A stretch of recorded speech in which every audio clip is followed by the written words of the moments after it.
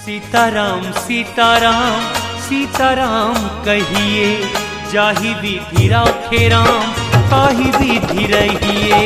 सीताराम सीताराम सीताराम कहिए, जाहि विधि राखे राम ताहि विधि रहिए। सीताराम सीताराम सीताराम कहिए, जाहि विधि राखे राम ताहि विधि रहिए। जाहि विधि राखे राम ताहि विधि रहिए। सीताराम सीताराम सीताराम कहिए।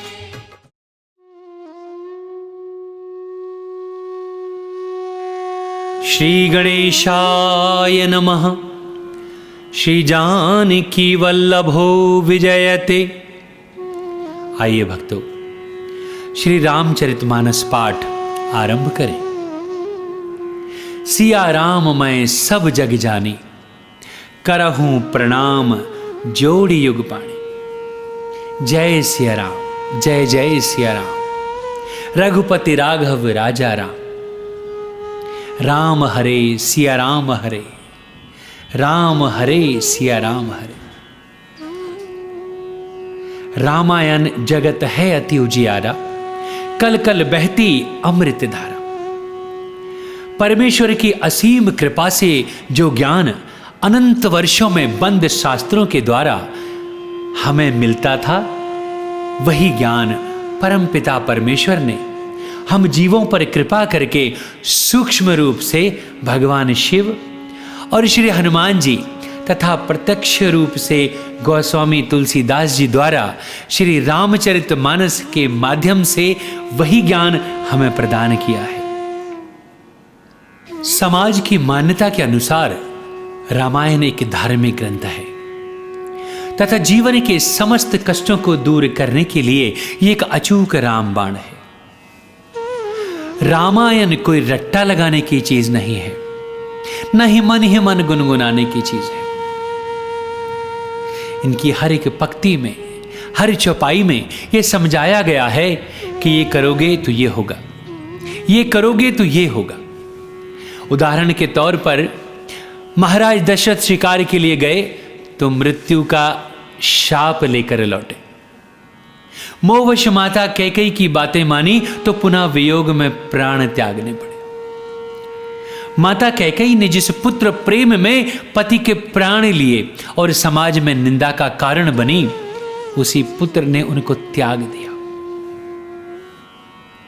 जगत जननी भगवती मां सीता ने यह लीला दिखलाई कि यदि नारी एक कदम भी मर्यादा से बाहर रखे तो पूर्ण जीवन तपमय हो जाता है। भगवान राम मृगमारीच को मारने गए तो अपनी प्रिय मृगनयनी जानकी को खो दिया। महात्मा जटायु दूसरों पर दया करने के लिए अकारण ही अपने प्राण गंवा बैठे। इस परोपकार का फल प्रभु श्री राम के हाथों मोक्ष को प्राप्त हुए। मेरे पूजनीय साथियों, ये तो अंश मात्र उदाहरण है। प्रभु की कृपा से रामायण सुने, पढ़ें और अंतःकरण में बसाएं। ये समस्त जीवन के धन रूपी, बीमारी रूपी, कलह रूपी, सरकारी व्यवधान रूपी कष्टों को हर के मोक्ष प्रदान करती है और जीवन को सुखमय बना देती है। प्रभु की अकारण दया मुझ पर हुई है, जो मैं रामायण पढ़कर सुना पा रहा हूं। यही दया सिया राम सभी जीवों पर करें, ऐसी मेरी उनके चरणों में प्रार्थना है।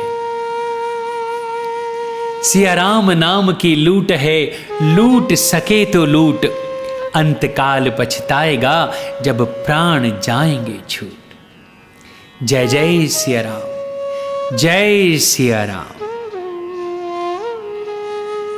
आइए भक्तों, पारायण विधि का वर्णन करें। श्री रामचरितमानस का विधिपूर्वक पाठ करने वाले महानुभावों को पाठारंभ के पूर्व श्री तुलसीदास जी, श्री वाल्मीकि जी, भगवान शिव तथा श्री हनुमान जी का आवाहन पूजन करने के पश्चात तीनों भाइयों सहित श्री सीताराम जी का आवाहन, षोडशोपचार पूजन और ध्यान करना चाहिए। तदंतर पाठ का आरंभ करना चाहिए। जय सिया राम। श्री गणेशाय नमः। श्री जानकी वल्लभो विजयते। आइए भक्तों, श्री रामचरितमानस का बालकांड अध्याय आरंभ करें। अक्षरों, अर्थ समूहों, रसों, छंदों और मंगलों की करने वाली मां सरस्वती जी को और भगवान गणेश जी को मैं वंदना करता हूं। श्रद्धा और विश्वास के स्वरूप मां पार्वती जी और भगवान शंकर जी की मैं वंदना करता हूं, जिनके बिना सिद्ध जन अपने अंतःकरण में स्थित ईश्वर को नहीं देख सकते। ज्ञान में नित्य शंकर रूपी गुरु जी की मैं वंदना करता हूं, जिनके आश्रित होने से ही टेढ़ा चंद्रमा भी सर्वत्र वंदित होता है। श्री सीताराम जी के गुण समूह रूपी पवित्र वन में विहार करने वाले विशुद्ध विज्ञान संपन्न कवीश्वर श्री वाल्मीकि जी और कपीश्वर श्री हनुमान जी की मैं वंदना करता हूं। उत्पत्ति, स्थित और संहार करने वाली, क्लेशों के हरने वाली तथा संपूर्ण कल्याणों की करने वाली श्री रामचंद्र जी की प्रियतमा मां सीता जी को मैं नमस्कार करता हूं, जिनकी माया के वशीभूत संपूर्ण विश्व ब्रह्मादि देवता और असुर हैं, जिनकी सत्ता से रस्सी में सर्प के भ्रम की भांति ये सारा दृश्य जगत सत्य ही प्रतीत होता है, और जिनके केवल चरण ही भवसागर से तरने की इच्छा वालों के लिए एकमात्र नौका है। उन समस्त कारणों से पर राम कहलाने वाले भगवान हरि की मैं वंदना करता हूं। अनेक पुराण, वेद और शास्त्र से सम्मत तथा जो रामायण में वर्णित हैं और कुछ अन्यत्र से भी उपलब्ध श्री रघुनाथ जी की कथा को तुलसीदास अपने अंतःकरण सुख के लिए अत्यंत मनोहर भाषा रचना में विस्तृत करता है। जो सुमिरत सिद्धि होई, गणनायक करे बर बदन, करऊ अनुग्रह सोई, बुद्धि राशि शुभ गुण सदन। जिन्हें स्मरण करने से सब कार्य सिद्ध होते हैं, जो गणों के स्वामी और सुंदर हाथी के मुख वाले हैं, वे ही बुद्धि के राशि और शुभ गुणों के धाम भगवान गणेश मुझ पर कृपा करें। जिनकी कृपा से गूंगा बहुत सुंदर बोलने वाला हो जाता है और लंगड़ा लूला दुर्गम पहाड़ पर चढ़ जाता है, वे कलयुग के सब पापों को जला डालने वाले दयालु भगवान मुझ पर द्रवित हों, यानी कृपा करें, दया करें। जो नील कमल के समान श्याम वर्ण हैं, पूर्ण खिले हुए लाल कमल के समान जिनके नेत्र हैं, और जो सदा क्षीर सागर में शयन करते हैं, वे भगवान नारायण मेरे हृदय में निवास करें। जिनका कुंद के पुष्प और चंद्रमा के समान गौर शरीर है, जो पार्वती जी के प्रियतम और दया के धाम हैं, और जिनका दीनों पर स्नेह है, वे कामदेव का मर्दन करने वाले भगवान शंकर मुझ पर कृपा करें। मैं उन गुरु महाराज के चरण कमल की वंदना करता हूं, जो कृपा के समुद्र और नर रूप में श्री हरि ही हैं, और जिनके वचन महामोह रूपी घने अंधकार के नाश करने के लिए सूर्य किरणों के समूह हैं। बंदऊ गुरुपद परम परागा, सुरुचि सुबास सरस अनुरागा, अमिय मूरी में चूरन चारु, समन सकल भव रुज परिवारु।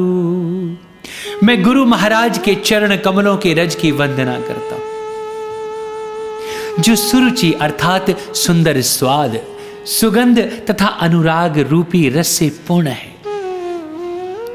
वह अमर मूल यानी संजीवनी जड़ी का सुंदर चूर्ण है, जो संपूर्ण भव रोगों के परिवार को नाश करने वाला है। वह रज सुकृति यानी पुण्यवान पुरुष रूपी शिवजी के शरीर पर सुशोभित निर्मल विभूति है और सुंदर कल्याण और आनंद की जननी है। भक्त के मन रूपी सुंदर दर्पण के मैल को दूर करने वाली और तिलक करने से गुणों के समूह को वश में करने वाली। श्री गुरु महाराज के चरण नखों की ज्योति मणियों के प्रकाश के समान है, जिसके स्मरण करते ही हृदय में दिव्य दृष्टि उत्पन्न हो जाती है। वह प्रकाश अज्ञान रूपी अंधकार का नाश करने वाला है। वह जिसके हृदय में आ जाता है उसके बड़े भाग्य हैं। उसके हृदय में आते ही हृदय के निर्मल नेत्र खुल जाते हैं और संसार रूपी रात्रि के दोष दुख मिट जाते हैं एवं श्री रामचंद्र रूपी मणि और माणिक्य गुप्त और प्रकट जहां जो जिस खान में है सब दिखाई पड़ने लगते हैं। जथा सुअंजन अंजिद्रग साधक सिद्धि सुजान, कौतुक देखत सैल बन भूतल भूरी निधान।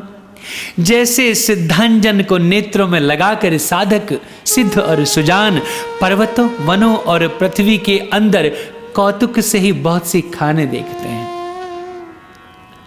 श्री गुरु महाराज के चरणों की रज कोमल और सुंदर नयनामृत अंजन है, जो नेत्रों के दोषों का नाश करने वाला है। उस अंजन से विवेक रूपी नेत्रों को निर्मल करके मैं संसार रूपी बंधन से छुड़ाने वाले श्री रामचरित्र का वर्णन करता हूं। पहले पृथ्वी के देवता ब्राह्मणों के चरणों की वंदना करता हूं, जो अज्ञान से उत्पन्न सब संदेहों को हरने वाले। फिर सब गुणों की खान संत समाज को प्रेम सहित सुंदर वाणी से मैं प्रणाम करता हूं। संतों का चरित्र कपास के चरित्र के समान शुभ है, जिसका फल नीरस विशद और गुणमय होता है। कपास की डोडी नीरस होती है, संत चरित्र में भी विषयाशक्ति नहीं है, जिससे वह भी नीरस है। कपास उज्जवल होता है, संत का हृदय भी ज्ञान और पाप रूपी अंधकार से रहित होता है, इसलिए वह विशद है। और कपास में गुण यानी तंतु होते हैं। इसी प्रकार संत का चरित्र भी सद्गुणों का भंडार होता है, इसलिए वह गुणमय है। जैसे कपास का धागा सुई के किए हुए छेद को अपना कष्ट सहकर भी वस्त्र के रूप में परिणत होकर दूसरों के गोपनीय स्थानों को ढकता है, उसी प्रकार संत स्वयं दुख सहकर दूसरों के छिद्रों अर्थात दोषों को ढकता है, जिसके कारण उसने जगत में वंदनीय यश प्राप्त किया है। संतों का समाज आनंद और कल्याणमय है, जो जगत में चलता फिरता तीर्थराज यानी प्रयाग है, जहां उस संत समाज रूपी प्रयागराज में राम भक्त रूपी गंगा जी की धारा है और ब्रह्म विचार का प्रचार मां सरस्वती जी है। विधि और निषेध, यह करो और यह ना करो रूपी कर्मों की कथा कलयुग के पापों को हरने वाली सूर्य तनया यमुना जी हैं, और भगवान विष्णु और शंकर जी की कथाएं त्रिवेणी रूप से सुशोभित हैं, जो सुनते ही सब आनंद और कल्याणों को देने वाली है।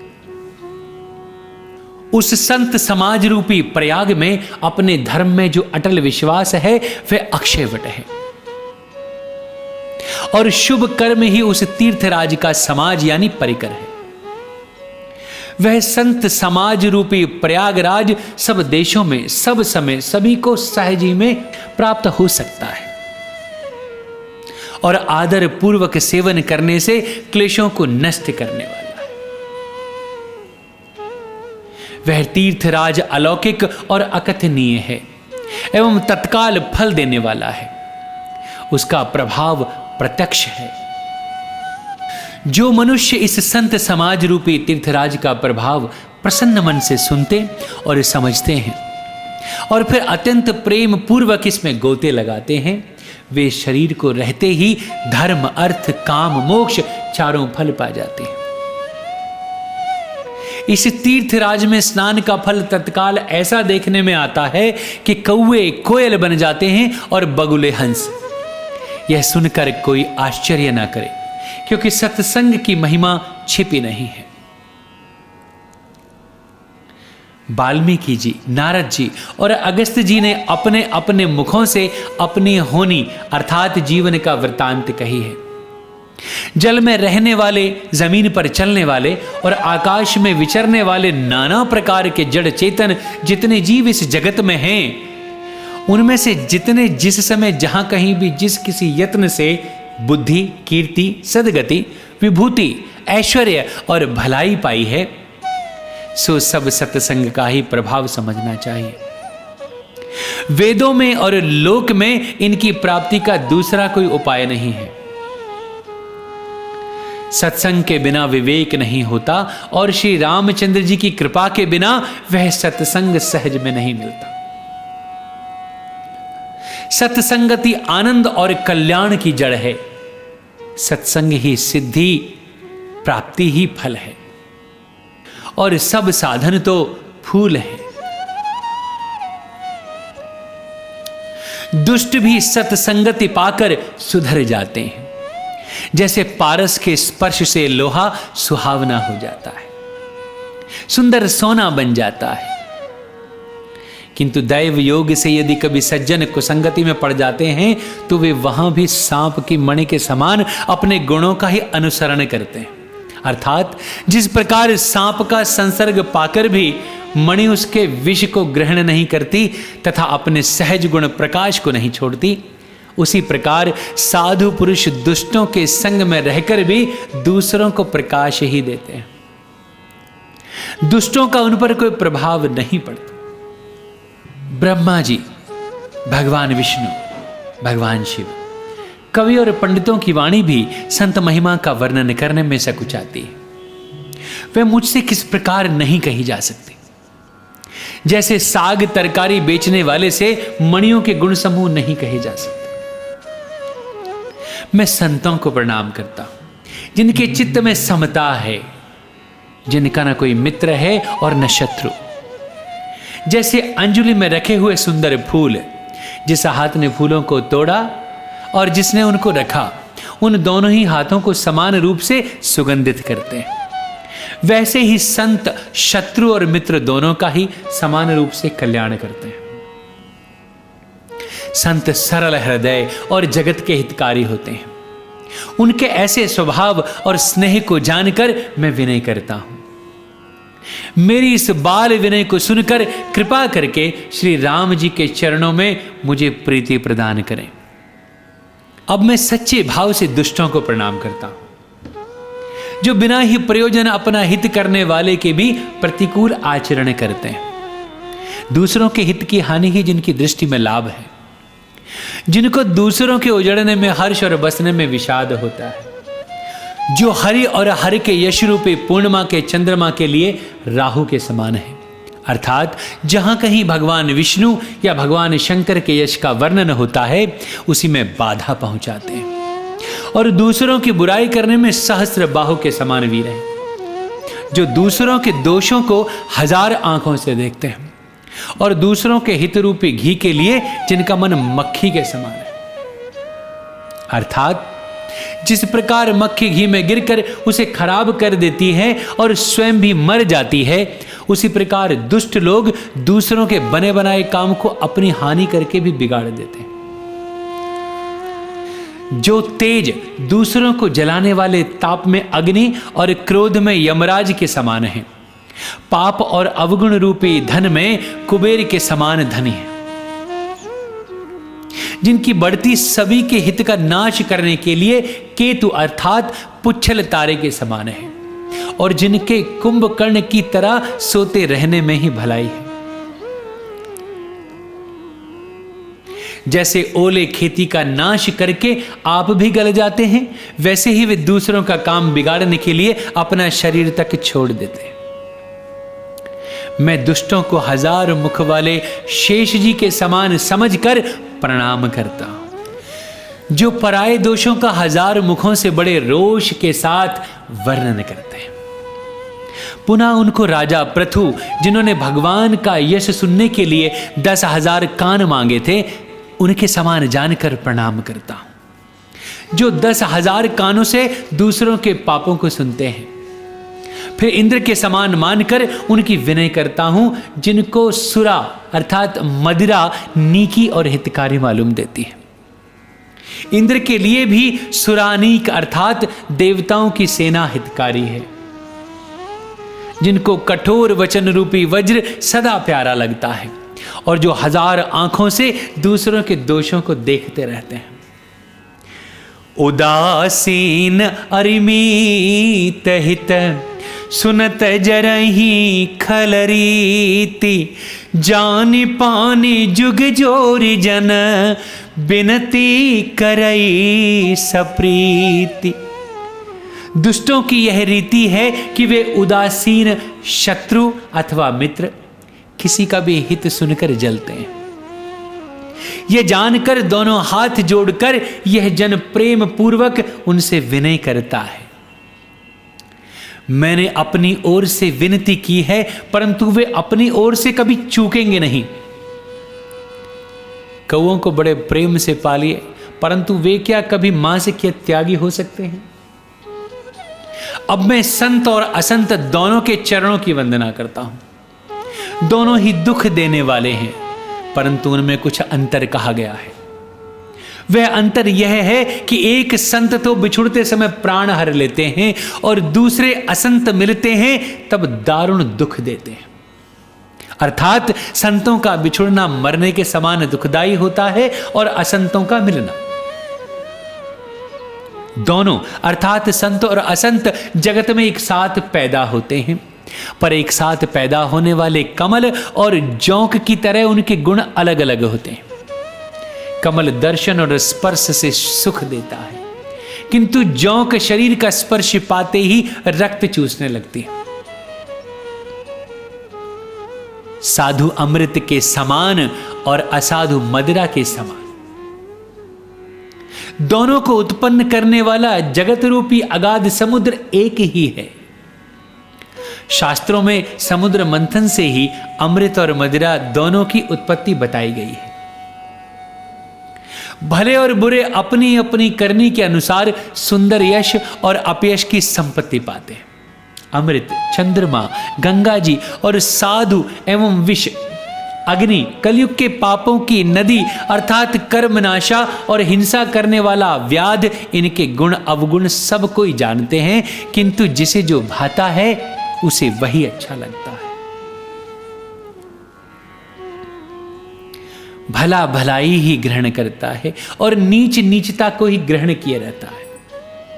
अमृत की सराहना अमर करने में होती है और विष की मारने में। दुष्टों के पापों और अवगुणों की और साधु के गुणों की कथाएं दोनों ही अपार और अथाह समुद्र हैं। इसी से कुछ गुण और दोषों का वर्णन किया गया, क्योंकि बिना पहचाने उनका ग्रहण या त्याग नहीं हो सकता। भले बुरे सभी ब्रह्मा जी के पैदा किए हुए हैं, पर गुण और दोषों को विचार कर वेदों ने उनको अलग अलग कर दिया है। वेद, इतिहास और पुराण कहते हैं कि ब्रह्मा की यह सृष्टि गुण अवगुणों से सनी हुई है। दुख सुख, पाप पुण्य, दिन रात, साधु असाधु, सुजाति कुजाति, दानव देवता, ऊंच नीच, अमृत विष, सुजीवन अर्थात सुंदर जीवन और मृत्यु, माया ब्रह्म, जीव ईश्वर, संपत्ति दरिद्रता, रंक राजा, काशी मगध, गंगा कर्मनाशा, मारवाड़ मालवा, ब्राह्मण और कसाई, स्वर्ग नरक, अनुराग वैराग्य, ये सभी पदार्थ ब्रह्मा की सृष्टि में हैं। वेद शास्त्रों ने उनके गुण दोषों का विभाग कर दिया है। विधाता ने इस जड़ चेतन विश्व को गुण दोष में ही रचा है। किंतु संत रूपी हंस दोष रूपी जल को छोड़कर गुण रूपी दूध को ही ग्रहण करते हैं। विधाता जब इस प्रकार का यानी हंस का सा विवेक देते हैं तब दोषों को छोड़कर मन गुणों में अनुरक्त होता है। काल, स्वभाव और कर्म की प्रबलता से भले लोग भी माया के वश में होकर कभी कभी भलाई से चूक जाते हैं। भगवान के भक्त जैसे उस चूक को सुधार लेते हैं और दुख दोषों को मिटाकर निर्मल यश देते हैं, वैसे ही दुष्ट भी कभी कभी उत्तम संग पाकर भलाई करते हैं, परंतु उनका कभी भंग न होने वाला मलिन स्वभाव कभी नहीं मिटता। जो वेशधारी ठग हैं उन्हें भी अच्छा यानी साधु का सा वेश बनाए देखकर वेश के प्रताप से जगत पूजता है, परंतु एक न एक दिन वे चौड़े आ ही जाते हैं। अंत तक उनका कपट नहीं निभता, जैसे काल ने भी रावण और राहु का हाल हुआ। बुरा वेश बना लेने पर भी साधु का सम्मान ही होता है, जैसे जगत में जांबवान और हनुमान जी का हो। बुरे संग से हानि और अच्छे संग से लाभ होता है, यह बात लोक और वेद में है और सभी लोग इसको जानते हैं।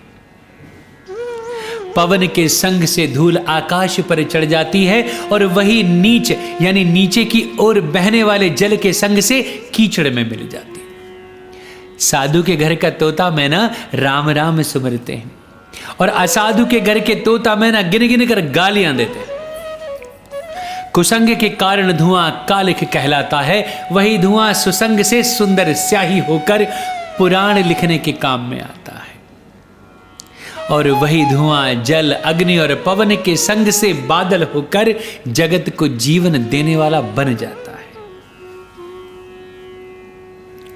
ग्रह, औषधि, जल, वायु और वस्त्र ये सभी कुसंग और सुसंग पाकर संसार में बुरे और भले पदार्थ हो जाते हैं। चतुर एवं विचारशील पुरुष ही इस बात को जान पाते हैं। महीने के दोनों पखवाड़ों में उजियाला और अंधेरा समान ही रहता है, परंतु विधाता ने इनके नाम में भेद कर दिया है। एक का नाम शुक्ल और दूसरे का नाम कृष्ण रखा है। एक को चंद्रमा को बढ़ाने वाला और दूसरे को उसको घटाने वाला समझकर जगत ने एक को सुयश और दूसरे को अपयश दे दिया है। जगत में जितने जड़ और चेतन जीव हैं सबको राम में जानकर मैं उन सब के चरण कमलों की सदा दोनों हाथ जोड़कर वंदना करता हूं। देवता, दैव्य, मनुष्य, नाग, पक्षी, प्रेत, पितर, गंधर्व, किन्नर और निशाचर सबको मैं प्रणाम करता हूं। अब सब मुझ पर कृपा कीजिए। 84 लाख योनियों में 4 प्रकार के यानी स्वेदज, अंडज, उद्भिज, जरायुज जीव जल, पृथ्वी और आकाश में रहते हैं। उन सब से भरे हुए सारे जगत को श्री सीताराम में जानकर मैं दोनों हाथ जोड़कर प्रणाम करता हूं। मुझको अपना दास जानकर कृपा की खान आप सब लोग मिलकर छल छोड़कर मुझ पर कृपा कीजिए। मुझे अपने बुद्धि बल का भरोसा नहीं है, इसलिए मैं सबसे विनती कर रहा हूं।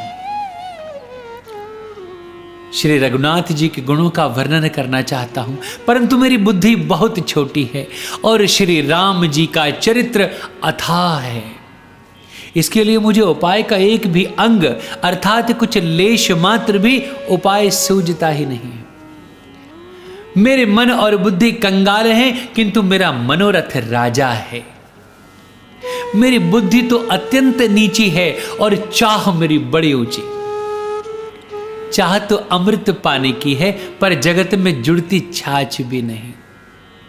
सज्जन मेरी डटाई को क्षमा करेंगे और मेरे बाल वचनों को मन लगाकर प्रेम पूर्वक सुनेंगे।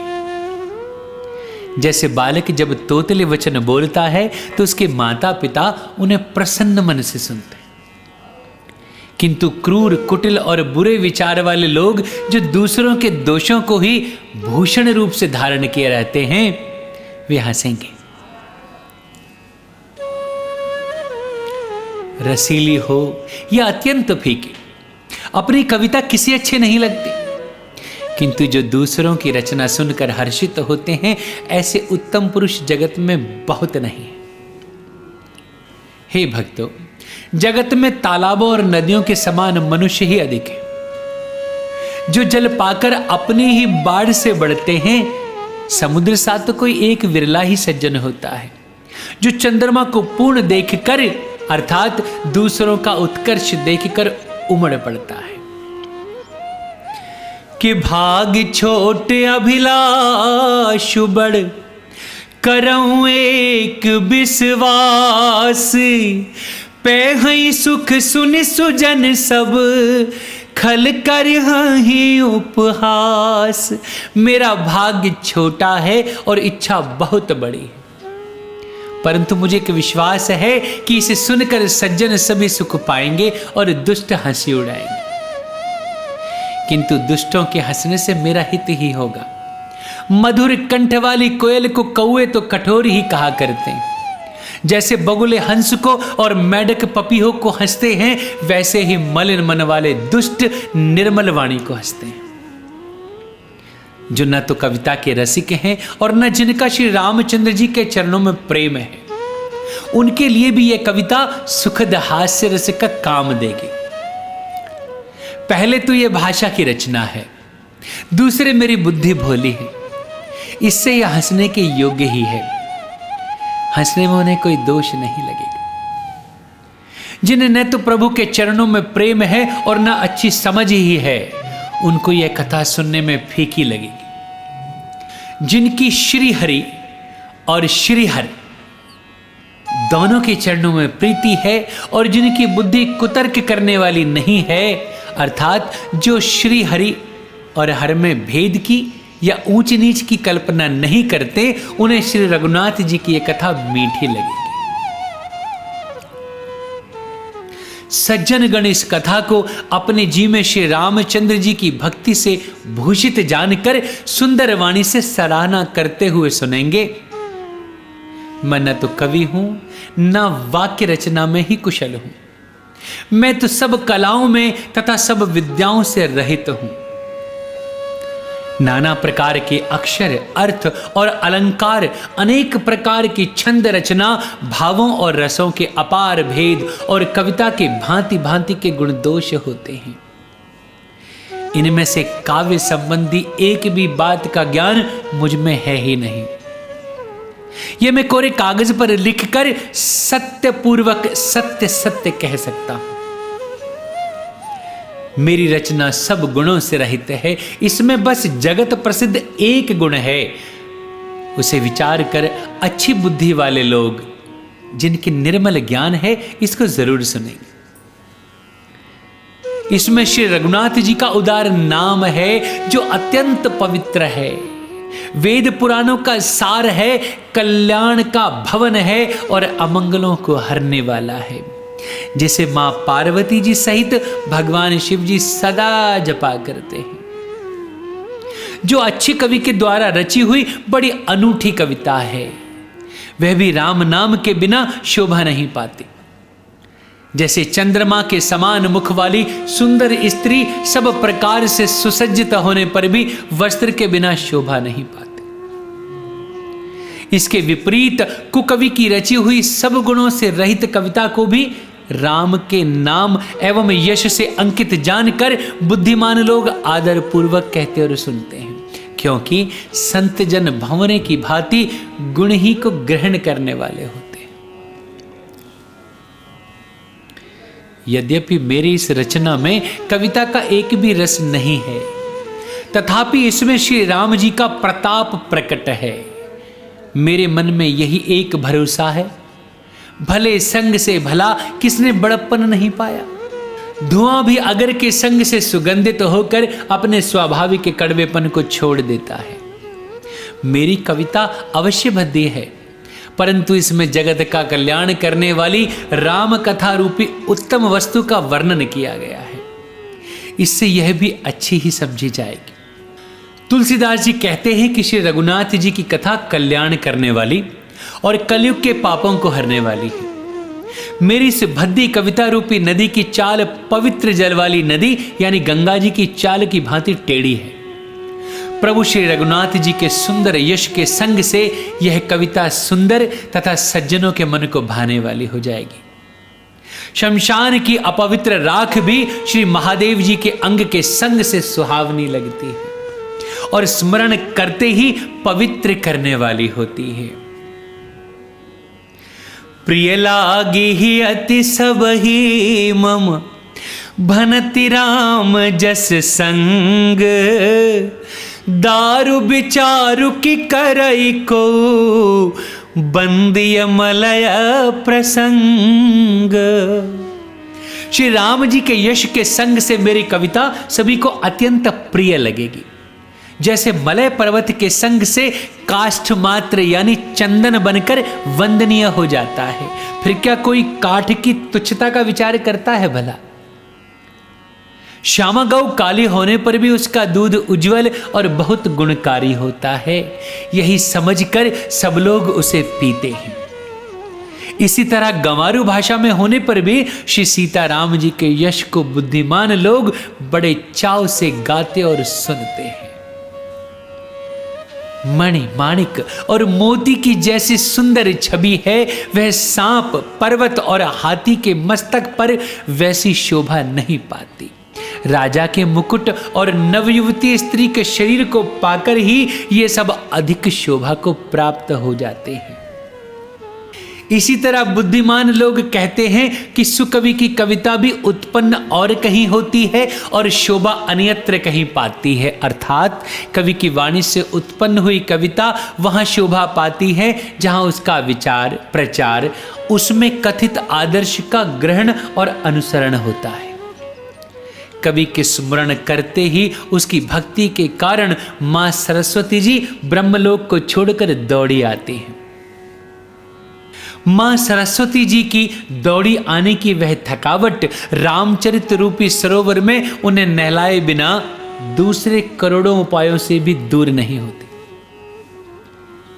कवि और पंडित अपने हृदय में ऐसा विचार कर कलयुग के पापों को हरने वाले श्री हरि के यश का ही गान करते हैं। संसारी मनुष्यों का गुणगान करने से मां सरस्वती जी सिर धुनकर पछताने लगती हैं कि मैं क्यों इनके बुलाने पे आई। बुद्धिमान लोग हृदय को समुद्र, बुद्धि को सीप और सरस्वती जी को स्वाति नक्षत्र के समान कहते हैं। इसमें यदि श्रेष्ठ विचार रूपी जल बरसता है तो मुक्तामणि के समान सुंदर कविता होती है।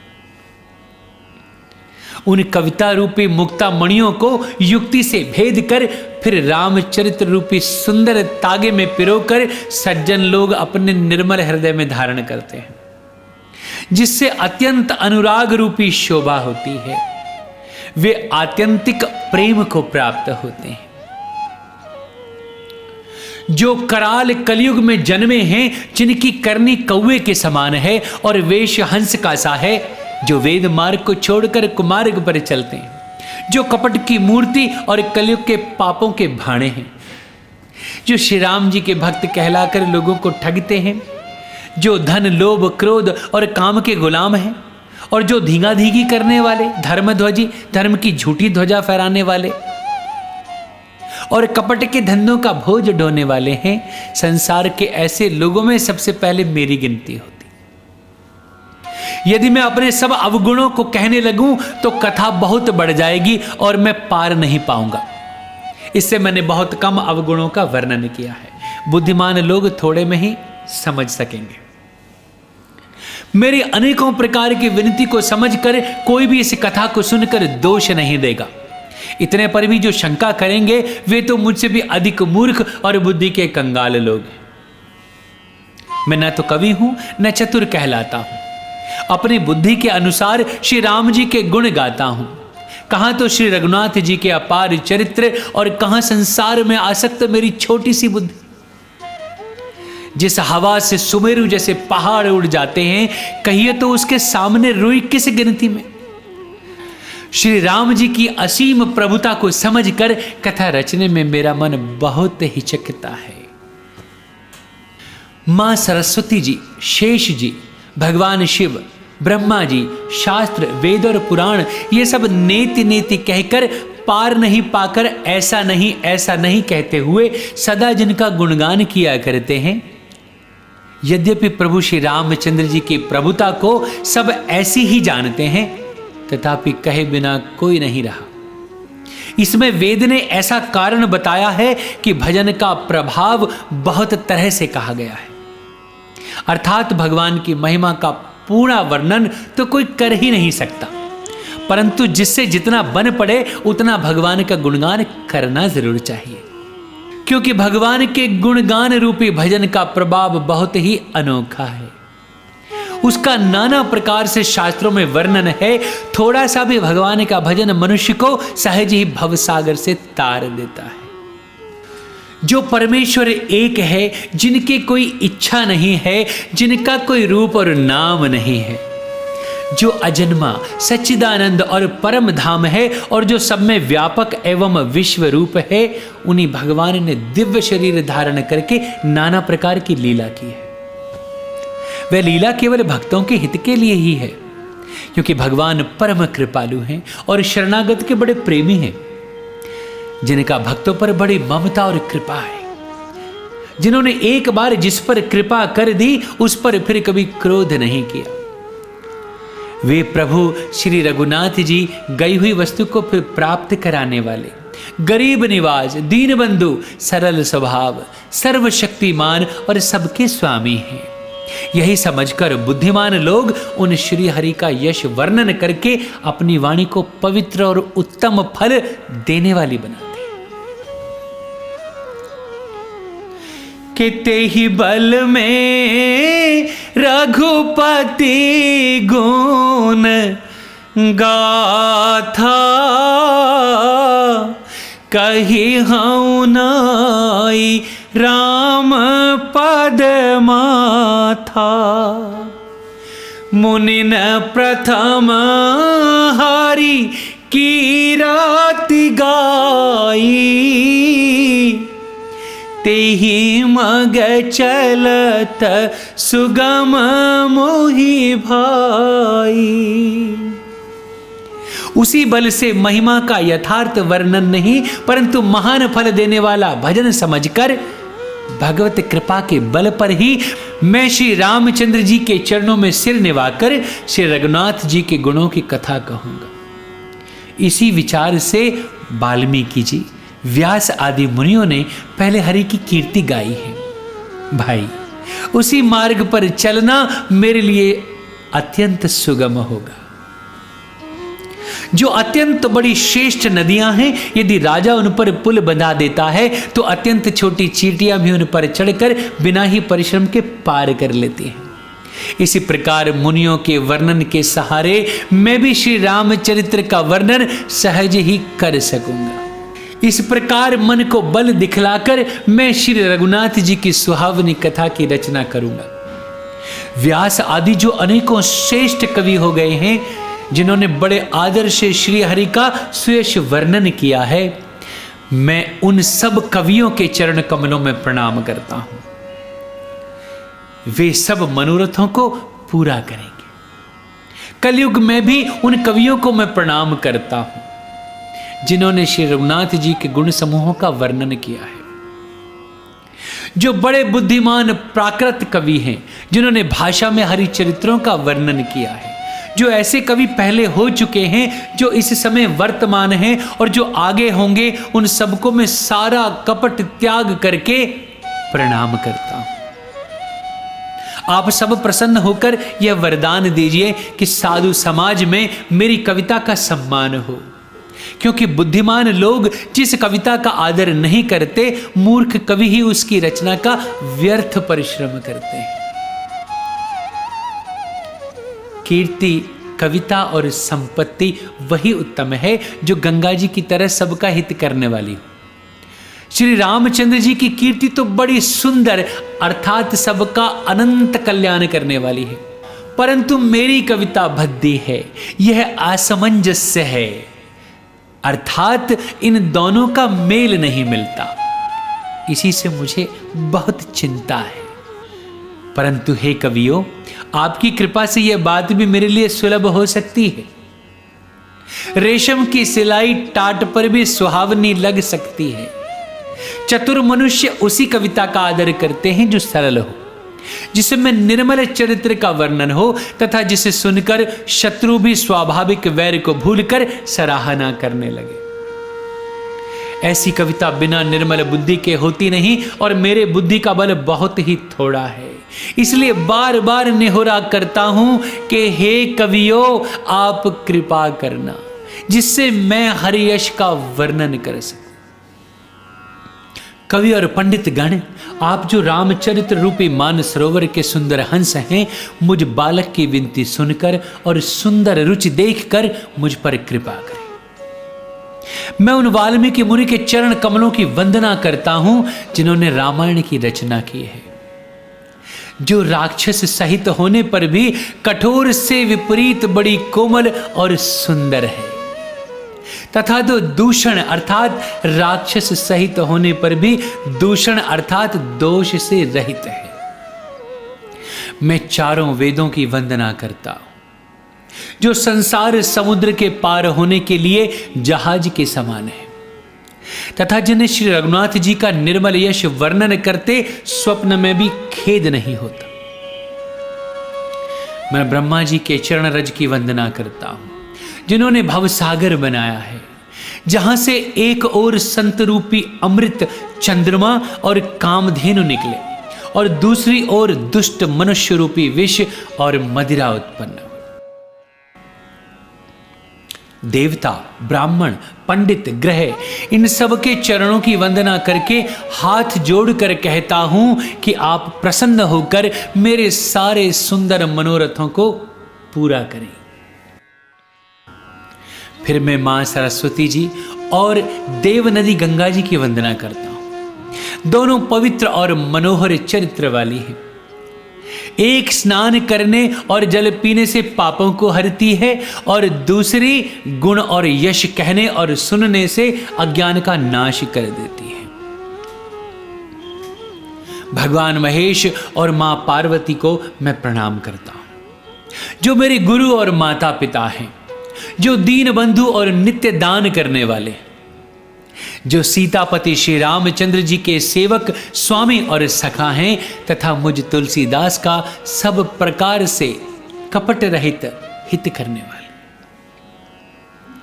जिन भगवान शिव और मां पार्वती ने कलयुग को देखकर जगत के हित के लिए शाबर मंत्र समूह की रचना की, जिन मंत्रों के अक्षर बेमेल हैं, जिनका न कोई ठीक अर्थ होता है और न जप ही होता है, तथापि श्री शिव जी के प्रताप से जिनका प्रभाव प्रत्यक्ष है, वे उमापति भगवान शिव मुझ पर प्रसन्न होकर श्री राम जी की इस कथा को आनंद और मंगल की मूल बनाई। इस प्रकार मां पार्वती जी और भगवान शिव दोनों का स्मरण करके और उनका प्रसाद पाकर मैं चाव भरे चित्त से श्री रामचरित्र का वर्णन करता हूं। मेरी कविता श्री शिव जी की कृपा से ऐसी सुशोभित होगी जैसे तारागणों के साथ, चंद्रमा के साथ रात्रि शोभित होती है। जो इस कथा को प्रेम सहित एवं सावधानी के साथ समझ बूझ कर कहें सुनेंगे, वे कलयुग के पापों से रहित और सुंदर कल्याण के भागी होकर श्री रामचंद्र जी के चरणों के प्रेमी बन जाएंगे।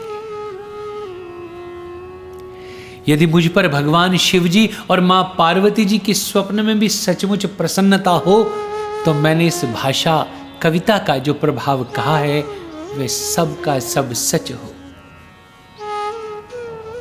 मैं अति पवित्र श्री अयोध्यापुरी और कलयुग के पापों का नाश करने वाली श्री सरयू नदी की वंदना करता हूं।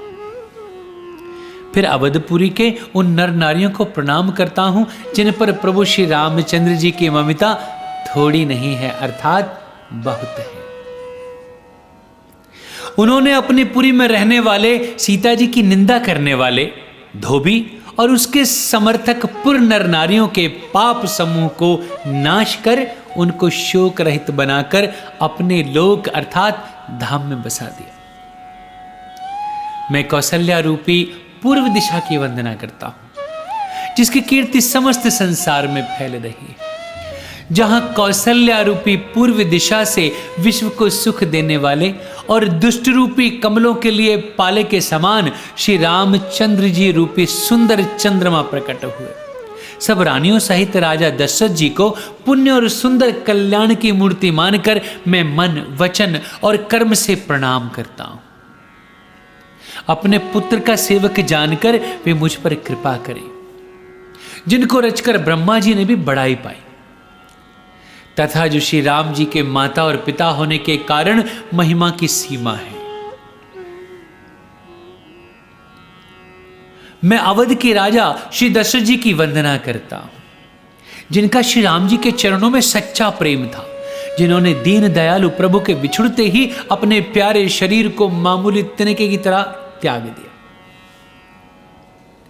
मैं परिवार सहित राजा जनक जी को प्रणाम करता हूं, जिनका श्री राम जी के चरणों में गूढ़ प्रेम है, जिसको उन्होंने योग और भोग में छिपा रखा था, परंतु श्री रामचंद्र जी को देखते ही वह प्रकट हो गया। भाइयों में सबसे पहले मैं श्री भरत जी के चरणों को प्रणाम करता हूं, जिनका नियम और व्रत वर्णन नहीं किया जा सकता, तथा जिनका मन श्री राम जी के चरण कमलों में भंवरे की तरह लुभाया हुआ है, कभी उनका पास नहीं छोड़ता।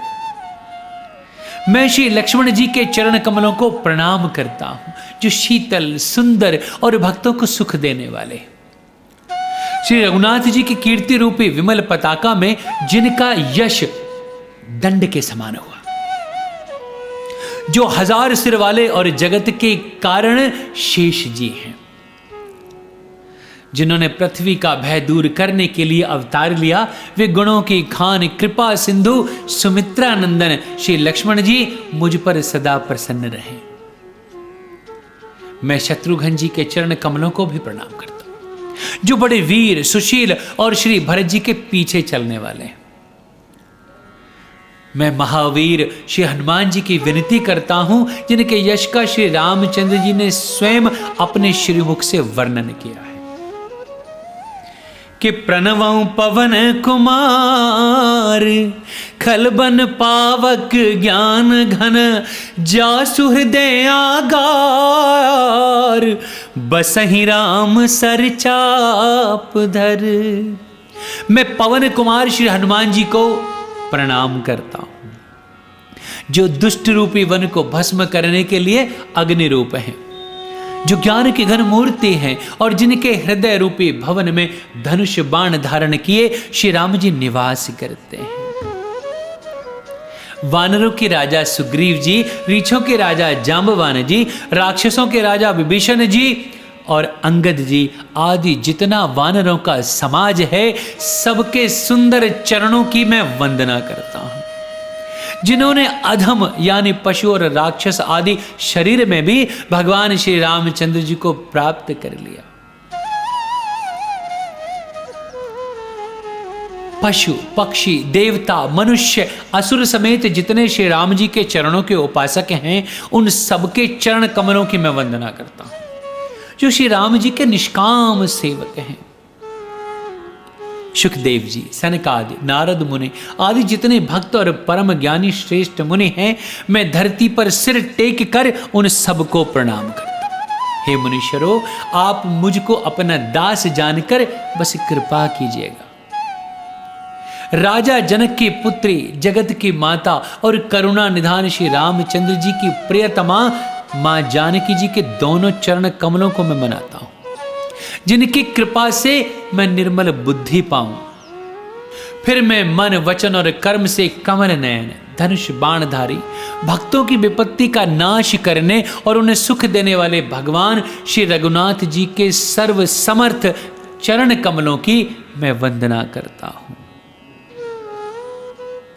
सियापति रामचंद्र भगवान की जय।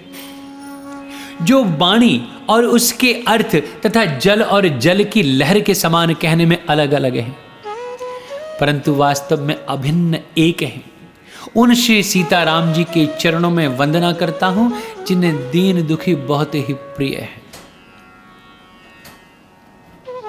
श्री रघुनाथ जी के नाम राम की वंदना करता हूं, जो कृशानु यानी अग्नि, भानु अर्थात सूर्य और हिमकर अर्थात चंद्रमा का हेतु अर्थात रा, आ और मा रूप से बीज है, वह राम नाम ब्रह्मा, विष्णु और शिव रूप है। वह वेदों का प्राण है, निर्गुण, उपमा रहित और गुणों का भंडार है।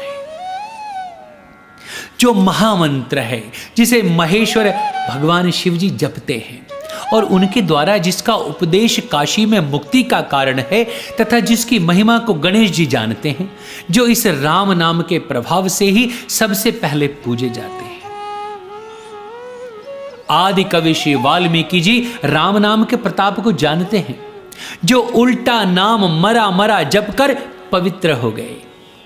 श्री शिव जी के इस वचन को सुन करके एक राम नाम सहस्र नाम के समान है। पार्वती जी सदा अपने पति भगवान शिव के साथ राम नाम का जप किया करती है। नाम के प्रति पार्वती जी के हृदय की ऐसी प्रीति देखकर भगवान शिव जी हर्षित हो गए और उन्होंने स्त्रियों में भूषण रूप अर्थात पतिव्रताओं में शिरोमणि मां पार्वती को अपना भूषण बना लिया, अर्थात उन्हें अपने अंग में धारण करके अर्धांगिनी बना लिया। नाम के प्रभाव को भगवान शिव जी भली भांति जानते हैं, जिसके कारण कालकूट जहर ने उनको अमृत फल दे दिया। भगवान श्री रामचंद्र जी की भक्ति वर्षा ऋतु है।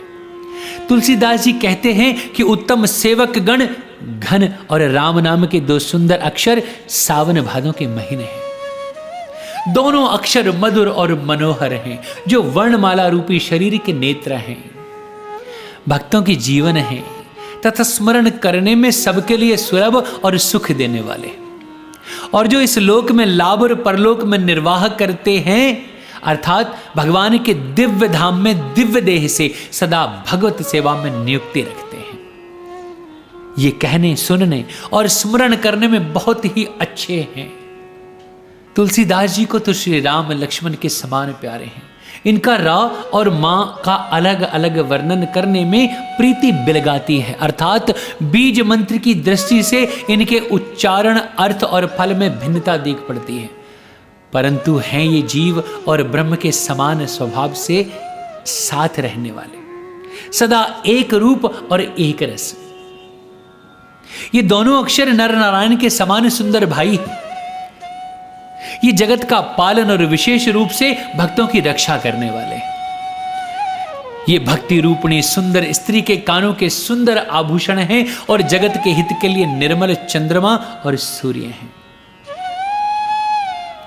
ये सुंदर गति रूपी अमृत के स्वाद और तृप्ति के समान है, कच्छप और शेष जी के समान पृथ्वी के धारण करने वाले, भक्तों के मन रूपी सुंदर कमल में विहार करने वाले भंवरे के समान है, और जीव रूपी यशोदा जी के लिए श्री कृष्ण और बलराम के समान आनंद देने वाले हैं।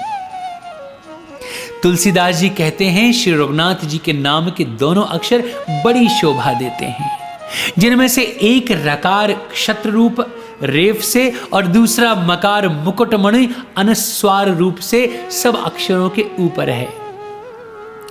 समझने में नाम और नामी दोनों एक से हैं, किंतु दोनों में परस्पर स्वामी और सेवक के समान प्रीति है,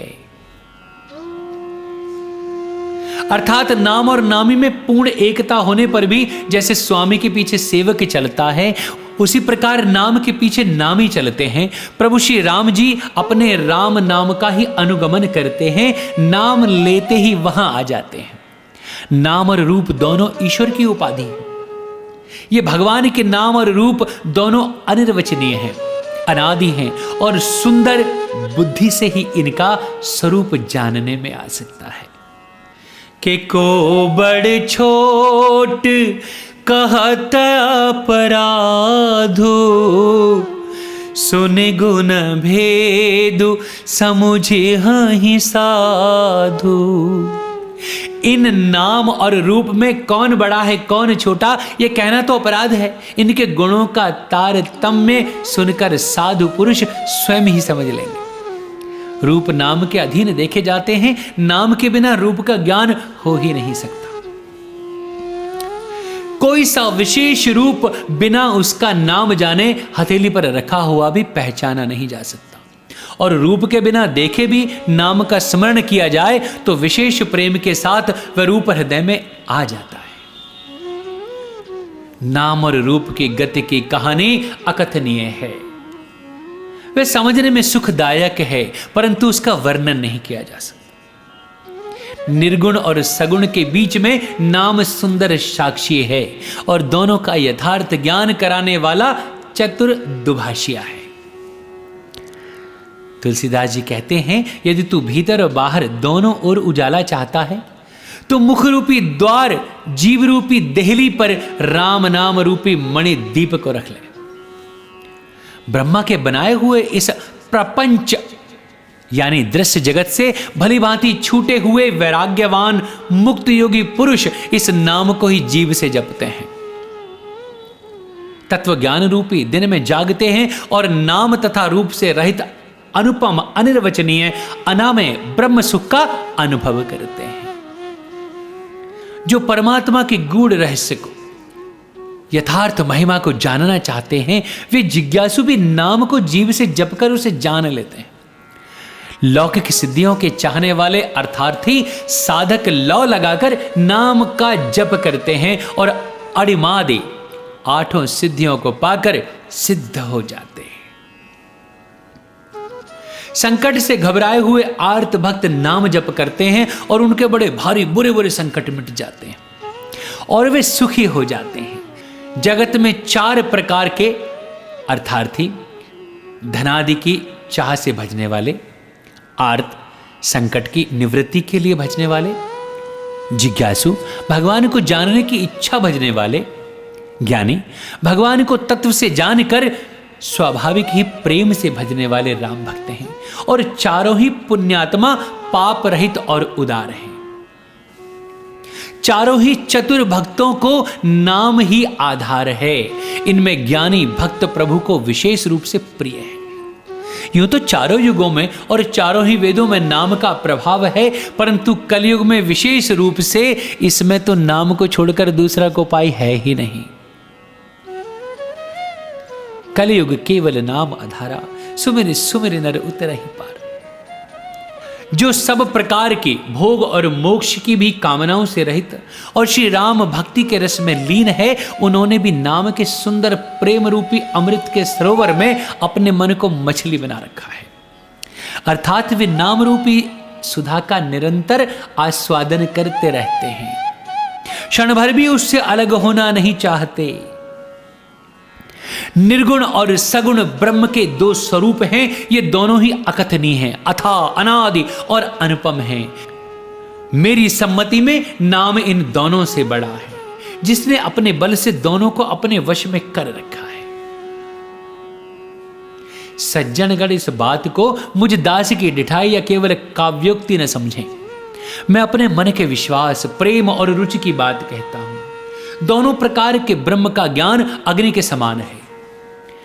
निर्गुण उस अप्रकट अग्नि के समान है जो काठ के अंदर है परंतु देखते नहीं, और सगुण उस प्रकट अग्नि के समान है जो प्रत्यक्ष दिखती है। तत्वतः दोनों एक ही हैं, केवल प्रकट अप्रकट के भेद से भिन्न मालूम होती है। इसी प्रकार निर्गुण और सगुण तत्वतः एक ही हैं। इतना होने पर भी दोनों ही जानने में बड़े कठिन हैं, परंतु नाम से दोनों सुगम हो जाते हैं। इसी से मैंने नाम को निर्गुण ब्रह्म से और सगुण राम से बड़ा कहा है। ब्रह्म व्यापक है, एक है, अविनाशी है, सत्ता, चैतन्य और आनंद की घन राशि है। ऐसे विकार रहित प्रभु के हृदय में रहते भी जगत के सब जीव दीन और दुखी हैं। नाम का निरूपण करके अर्थात नाम के यथार्थ स्वरूप, महिमा, रहस्य और प्रभाव को जानकर नाम का जतन करने से, श्रद्धा पूर्वक नाम जप रूपी साधन करने से वही ब्रह्म ऐसे प्रकट हो जाता है जैसे रत्न के जानने से उसका मूल्य है। इस प्रकार निर्गुण के नाम का प्रभाव अत्यंत बड़ा है। अब अपने विचार के अनुसार कहता हूं कि नाम सगुण राम से भी बड़ा है। श्री रामचंद्र जी ने भक्तों के हित के लिए मनुष्य शरीर धारण करके स्वयं कष्ट सहकर साधुओं को सुखी किया, परंतु भक्तगण प्रेम के साथ नाम का जप करते हुए सहज ही में आनंद और कल्याण के घर हो जाते हैं। श्री राम जी ने एक तपस्वी की स्त्री अहिल्या को ही तारा, परंतु नाम ने करोड़ों दुष्टों की बिगड़ी बुद्धि को सुधार दिया।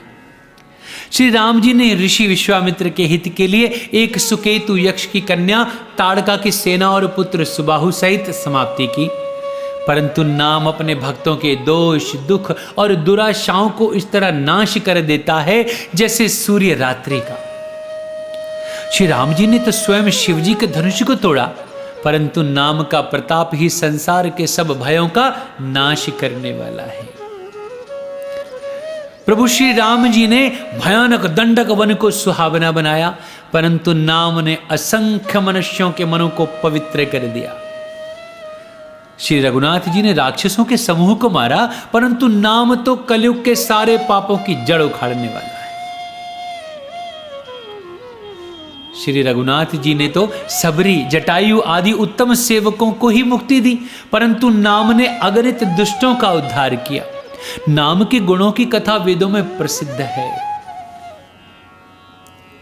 श्री राम ने सुग्रीव और विभीषण दोनों को ही अपनी शरण में रखा, यह सब कोई जानते हैं, परंतु नाम ने अनेक गरीबों पर कृपा की है। नाम का यह सुंदर विरध लोक और वेद में विशेष रूप से प्रकाशित है। श्री राम जी ने तो भालू और बंदरों की सेना बटोरी और समुद्र पर पुल बांधने के लिए थोड़ा परिश्रम नहीं किया, परंतु नाम लेते ही संसार समुद्र सूख जाता है। सज्जनगर मन में विचार कीजिए कि दोनों में कौन बड़ा है।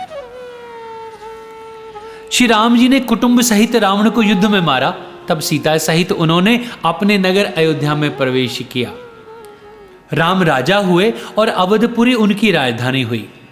देवता और मुनि सुंदर वाणी से जिनके गुण गाते हैं, परंतु सेवक यानी भक्त प्रेम पूर्वक नाम के स्मरण मात्र से बिना परिश्रम मोह की प्रबल सेना को जीतकर प्रेम में मग्न हुए अपने ही सुख में विचरते हैं।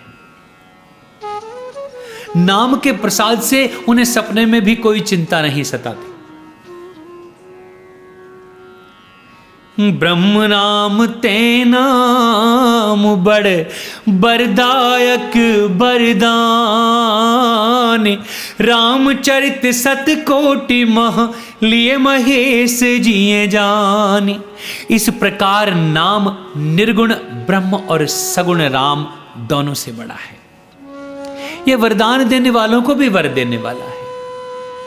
श्री शिव जी ने अपने हृदय में यह जानकर ही 100 करोड़ राम चरित्र में से इस राम नाम को सार रूप से चुनकर ग्रहण किया है। आइए भक्तों, यहां मास परायण पहला विश्राम लेते हैं। बोल सियापति श्री रामचंद्र भगवान की जय।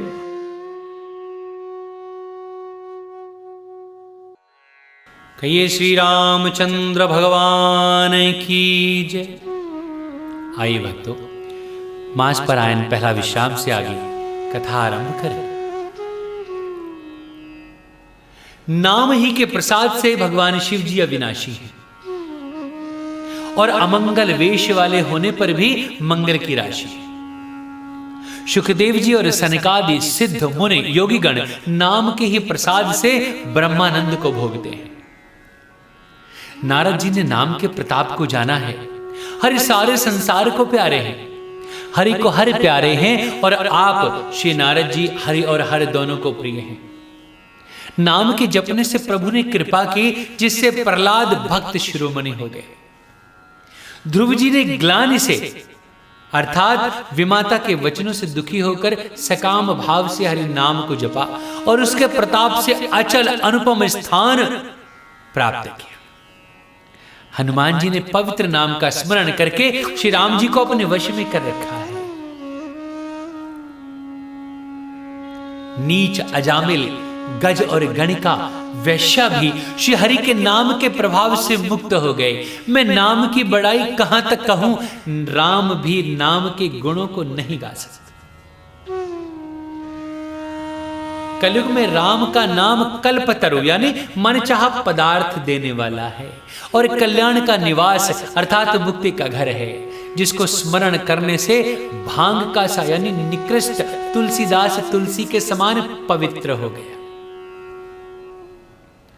केवल कलयुग की ही बात नहीं, चारों युगों में, तीनों कालों में और तीनों लोकों में नाम को जप कर जीव शोक रहित हुए हैं।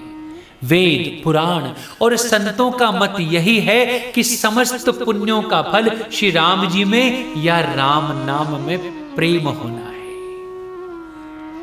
पहले सत्य युग में ध्यान से, दूसरे त्रेता युग में यज्ञ से और द्वापर में पूजन से भगवान प्रसन्न होते हैं। परंतु कलयुग केवल पाप की जड़ और मलिन है।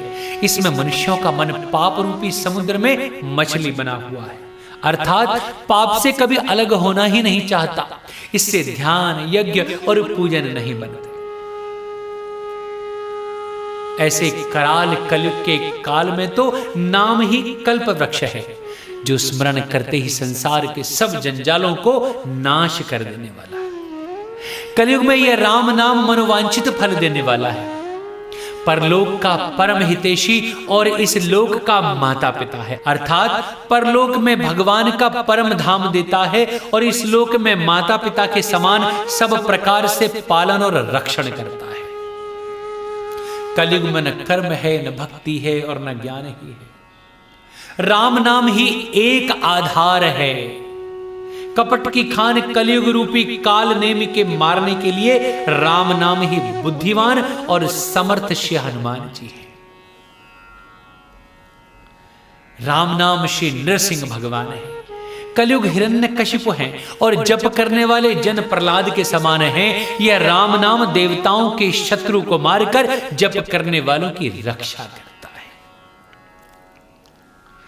अच्छे भाव प्रेम से, बुरे भाव वैर से, क्रोध से या आलस्य से किसी तरह भी नाम जपने से दसों दिशाओं में कल्याण ही होता है। राम नाम का स्मरण करके और श्री रघुनाथ जी को मस्तक नवाकर मैं राम जी के गुणों का वर्णन करता हूं। वे श्री राम जी मेरी बिगड़ी सब तरह से सुधार लेंगे। जिनकी कृपा करने से नहीं आगाती, राम से उत्तम स्वामी और मुझ सरीखा बुरा सेवक, इतने पर भी उन दयानिधि ने अपनी ओर देखकर मेरा पालन किया है।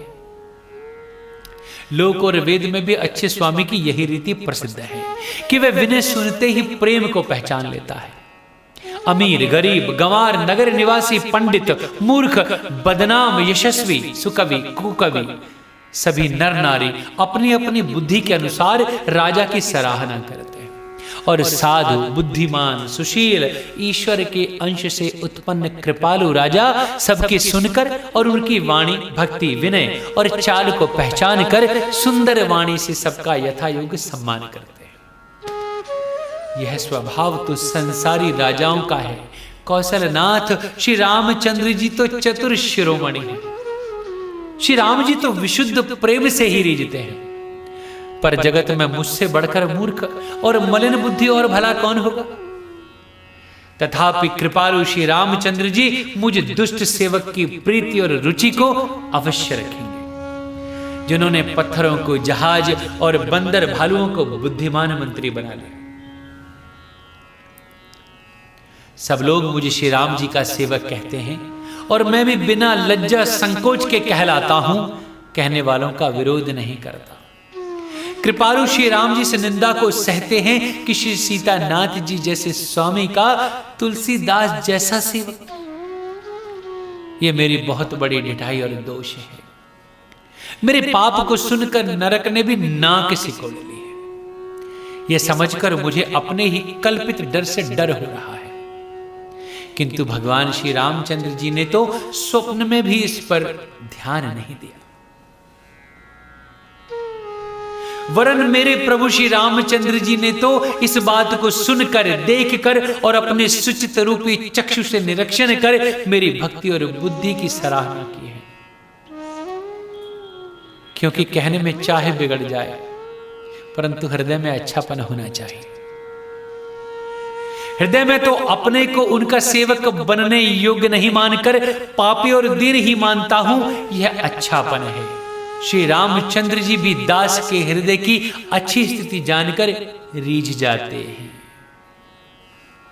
प्रभु के चित्त में अपने भक्तों की हुई भूल चूक याद नहीं रहती, वे उसे भूल जाते हैं और उनके हृदय की अच्छाई नीकी को 100 बार याद करते रहते हैं। जिस पाप के कारण उन्होंने बाली को व्याधि की तरह मारा था, वैसे ही कुचाल फिर सुग्रीव ने चले, वही करने विभीषण की थी। परंतु श्री रामचंद्र जी ने स्वप्न में भी उनका मन में विचार नहीं किया। उल्टे भरत जी से मिलने के समय श्री रघुनाथ जी ने उनका सम्मान किया और राज्यसभा में भी उनके गुणों का बखान किया। प्रभु तो वक्ष के नीचे और बंदर डाली पर, अर्थात कहां मर्यादा पुरुषोत्तम सच्चिदानंद घन परमात्मा श्री राम जी और कहां पेड़ों की शाखाओं पर कूदने वाले बंदर, परंतु ऐसे बंदरों को भी उन्होंने अपने समान बना लिया। तुलसीदास जी कहते हैं कि श्री रामचंद्र जी सरीखे शील निधान स्वामी कहीं पर भी नहीं है। हे प्रभु, आपकी अच्छाई से सभी का भला है। यदि यह बात सच है तो तुलसीदास का सदा कल्याण ही होगा। इस प्रकार अपने गुण दोषों को कहकर और सबको सिर निवाकर मैं श्री रघुनाथ जी का निर्मल यश वर्णन करता हूं, जिसके सुनने से कलयुग के पाप नष्ट हो जाते हैं। मुनि याज्ञवल्क्य जी ने जो सुहावनी कथा मुनि श्रेष्ठ भारद्वाज को सुनाई थी, उसी संवाद को मैं बखान कर कहूंगा। सब सज्जन सुख का अनुभव करते हुए आइए उसे सुने। शिव जी ने पहले इस सुहावने चरित्र को रचा, फिर कृपा करके मां पार्वती को सुनाया। वही चरित्र भगवान शिव ने काकभूषुंडी जी को राम भक्त और अधिकारी पहचान कर दिया। उन काकभूषुंडी जी से फिर याज्ञवल्क्य जी ने पाया और उन्होंने फिर उसे भारद्वाज जी को गाकर सुनाया। वे दोनों वक्ता और श्रोता यानी याज्ञवल्क्य जी और भारद्वाज जी समान शील वाले और समदर्शी हैं और श्रीहरि की लीला को जानते हैं। वे अपने ज्ञान से तीनों कालों की बातों को हथेली पर रखे हुए आंवले के समान जानते हैं। और भी जो सुजान हरिभक्त हैं, वे इस चरित्र को नाना प्रकार से कहते, सुनते और समझते हैं। फिर वही कथा मैंने वाराह क्षेत्र में अपने गुरुजी से सुनी, परंतु उस समय में लड़कपन के कारण बहुत बेसमझ था। इससे उसको उस प्रकार यानी अच्छी तरह समझा नहीं जा सका। श्री राम जी की गूढ़ कथा के वक्ता यानी कहने वाले और श्रोता यानी सुनने वाले दोनों ज्ञान के खजाने यानी पूरे ज्ञानी होते हैं। मैं कलयुग के पापों से ग्रसा हुआ महामूढ़ जड़ जीव भला उसको कैसे समझ सकता हूं। तो भी गुरुजी ने बार बार कथा कही, तब बुद्धि के अनुसार कुछ समझ नहीं आया। वही अब मेरे द्वारा भाषा में रची जाएगी, जिससे मेरे मन को भारी संतोष हो रहा है। जैसा कुछ मुझ में बुद्धि और विवेक का बल है, मैं हृदय में हरि की प्रेरणा से उसी के अनुसार कहूंगा। मैं अपने संदेह, अज्ञान और भ्रम को हरने वाली कथा रचता हूं, जो संसार रूपी नदी के पार करने के लिए नाव है। राम कथा पंडितों को विश्राम देने वाली, सब मनुष्यों को प्रसन्न करने वाली और कलयुग के पापों का नाश करने वाली है। राम कथा कलयुग रूपी सांप के लिए मोरनी है और विवेक रूपी अग्नि के प्रकट करने के लिए अरणी अर्थात मंथन की जाने वाली लकड़ी है। अर्थात इस कथा से ज्ञान की प्राप्ति होती है। राम कथा कलयुग में सब मनोरथों को पूर्ण करने वाली कामधेनु गौ है और सज्जनों के लिए सुंदर संजीवनी जड़ी है। पृथ्वी पर यही अमृत की नदी है। जन्म मरण रूपी भय का नाश करने वाली और भ्रम रूपी मेंढकों को खाने के लिए सर्पणी है। यह राम कथा असुरों की सेना के समान नरकों का नाश करने वाली और साधु रूप देवताओं के कुल का हित करने वाली पार्वती अर्थात दुर्गा है। यह संत समाज रूपी क्षीर समुद्र के लिए लक्ष्मी जी के समान है और संपूर्ण विश्व का भार उठाने में अचल पृथ्वी के समान है। यमदूतों के मुख पर कालिख लगाने के लिए यह जगत में यमुना जी के समान है और जीवों को मुक्ति देने के लिए मानो काशी ही है। यह श्री राम जी को पवित्र तुलसी के समान प्रिय है और तुलसीदास के लिए हुलसी तुलसीदास जी की माता के समान हृदय से हित करने वाली है। यह राम कथा शिव जी को नर्मदा जी के समान प्यारी है। यह सब सिद्धियों की तथा संपत्ति की राशि है। सद्गुण रूपी देवताओं के उत्पन्न और पालन पोषण करने के लिए माता अदिति के समान है। श्री रघुनाथ जी की भक्ति और प्रेम की परम सीमा सी है। तुलसीदास जी कहते हैं कि राम कथा मंदाकिनी नदी है, सुंदर चित्रकूट है और सुंदर स्नेह ही वन है जिसमें श्री सीताराम जी विहार करते हैं। श्री रामचंद्र जी का चरित्र सुंदर चिंतामणि है और संतों की सुबुद्धि रूपी स्त्री का सुंदर श्रृंगार है। श्री रामचंद्र जी के गुण समूह जगत का कल्याण करने वाले और मुक्ति धन धर्म और परम धाम के देने वाले हैं। ज्ञान वैराग्य और योग के लिए सद्गुरु है और संसार रूपी भयंकर रोग का नाश करने के लिए देवताओं के वैद्य अर्थात अश्वनी कुमारी के समान है। यह श्री सीताराम जी के प्रेम के उत्पन्न करने के लिए माता पिता है और संपूर्ण व्रत धर्म और नियमों के बीज है। पाप संताप और शोक का नाश करने वाले तथा इस लोक और परलोक के प्रिय पालन करने वाले विचार अर्थात ज्ञान रूपी राजा के शूरवीर मंत्री और लोभ रूपी अपार समुद्र के सोखने के लिए अगस्त्य मुनि है। भक्तों के मन रूपी वन में बसने वाले काम क्रोध और कलयुग के पाप रूपी हाथियों को मारने के लिए सिंह के बच्चे हैं।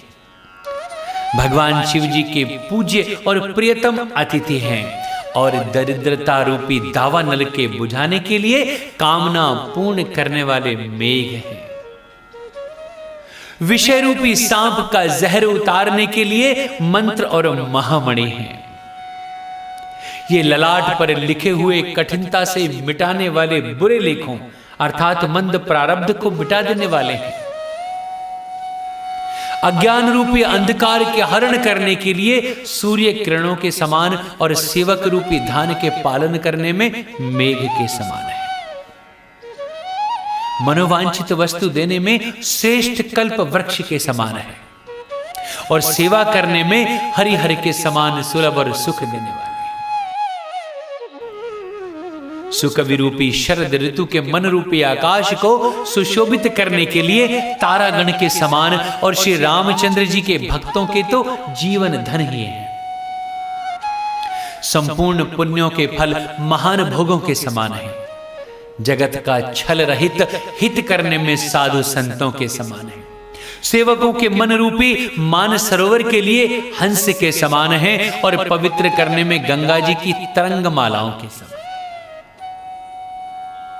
कुपथ कुतरक कुचाली कली कपट दंभ पाषंड दहन राम गुण ग्राम जिमि ईंधन अनल प्रचंड। श्री राम जी के गुणों के समूह कुमार्ग कुतर्ग कुचाल और कलयुग के कपट दंभ और पाखंड के जलाने के लिए वैसे ही हैं जैसे ईंधन के लिए प्रचंड अग्नि। रामचरित्र पूर्णिमा के चंद्रमा की किरणों के समान सभी को सुख देने वाले हैं, परंतु सज्जन रूपी कुमुदने और चकोर के चित्त के लिए तो विशेष हितकारी और महान लाभदायक है। जिस प्रकार मां पार्वती जी ने भगवान शिव जी से प्रश्न किया और जिस प्रकार से भगवान शिव जी ने विस्तार से उसका उत्तर देकर कहा, वह सब कारण में विचित्र कथा की रचना करके गाकर कहूंगा। जेहि यह कथा सुनी नहीं होई, जनिया चरजु करे सुनी सोई। कथा अलौकिक सुनहि जे ज्ञानी, नहीं आचरजु करहि अस जानी। जिसने यह कथा पहले न सुनी हो वह इसे सुनकर आश्चर्य न करे। जो ज्ञानी इस विचित्र कथा को सुनते हैं वे यह जानकर आश्चर्य नहीं करते कि संसार में राम कथा की कोई सीमा नहीं है, अर्थात राम कथा अनंत है। उनके मन में ऐसा विश्वास रहता है। नाना प्रकार से श्री रामचंद्र जी के अवतार हुए हैं और 100 करोड़ तथा अपार रामायण है। कल्प भेद के अनुसार श्री हरि के सुंदर चरित्रों को मुनीश्वरों ने अनेकों प्रकार से गाया है। हृदय में ऐसा विचार कर संदेह न कीजिए और आदर सहित प्रेम से इस कथा को सुनिए। राम अनंत अनंत गुण अमित कथा विस्तार, सुनिया चरजु न माने हैं जिनके विमल विचार। श्री रामचंद्र जी अनंत हैं, उनके गुण भी अनंत हैं और उनकी कथाओं का विस्तार भी असीम है। अतएव जिनके विचार निर्मल हैं वे इस कथा को सुनकर आश्चर्य नहीं मानेंगे। इस प्रकार सब संदेहों को दूर करके और श्री गुरु जी के चरण कमलों की रज को सिर पर धारण करके मैं पुनः हाथ जोड़कर सबकी विनती करता हूं, जिससे कथा की रचना में कोई दोष स्पर्श न करने। अब मैं आदर पूर्वक भगवान शिव को सिर नवाकर श्री रामचंद्र जी के गुणों की निर्मल कथा कहता हूं। श्री हरि के चरणों पर सिर रखकर संवता 1631 में इस कथा का आरंभ करता हूं। चैत्र मास की 9वीं तिथि मंगलवार को श्री अयोध्या जी में यह चरित्र प्रकाशित हुआ, जिस दिन श्री राम जी का जन्म होता है। वेद कहते हैं उस दिन सारे तीर्थ वहां यानी श्री अयोध्या जी में चले आते हैं। असुर, नाग, पक्षी, मनुष्य, मुनि और देवता सब अयोध्या में आकर श्री रघुनाथ जी की सेवा करते हैं। बुद्धिमान लोग जन्म का महोत्सव मनाते हैं और श्री रामचंद्र जी की सुंदर कीर्ति का गान करते हैं। सज्जनों के बहुत से समूह उस दिन श्री सरयू जी के पवित्र जल में स्नान करते हैं और हृदय में सुंदर श्याम शरीर श्री रघुनाथ जी का ध्यान करके उनके नाम का जप करते हैं। वेद पुराण कहते हैं कि श्री सरयू जी का दर्शन, स्पर्श, स्नान और जलपान पापों को हरता है। यह नदी बड़ी ही पवित्र है। इसकी महिमा अनंत है, जिसे विमल बुद्धि वाली मां सरस्वती जी भी नहीं कह सकती। यह शोभायमान अयोध्यापुरी श्री रामचंद्र जी के परम धाम की देने वाली है। सब लोकों में प्रसिद्ध है और अत्यंत पवित्र है।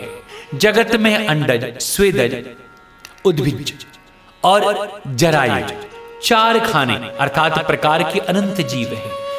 इनमें से जो कोई भी अयोध्या जी में शरीर छोड़ते हैं वे फिर संसार में नहीं आते। जन्म मृत्यु के चक्कर से छूटकर भगवान के परम धाम में निवास करते हैं।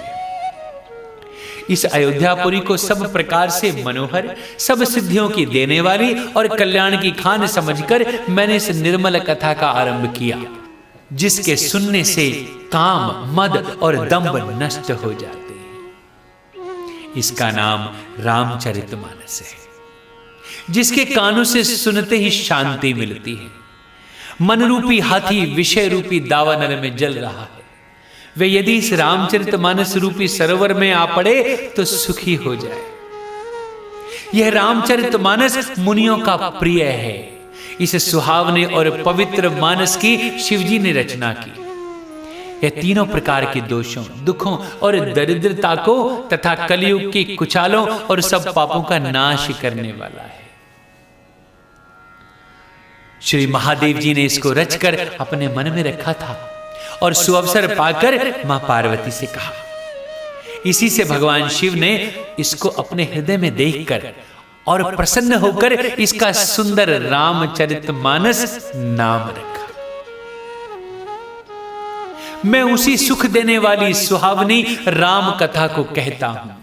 हे सज्जनों, आदर पूर्वक मन लगाकर इसे सुनिए। जस मानस जेहि विधि भयऊ, जग प्रचार जेहि हेतु, अब सोई कहूँ प्रसंग सब, सुमिर उमा वृष केतु।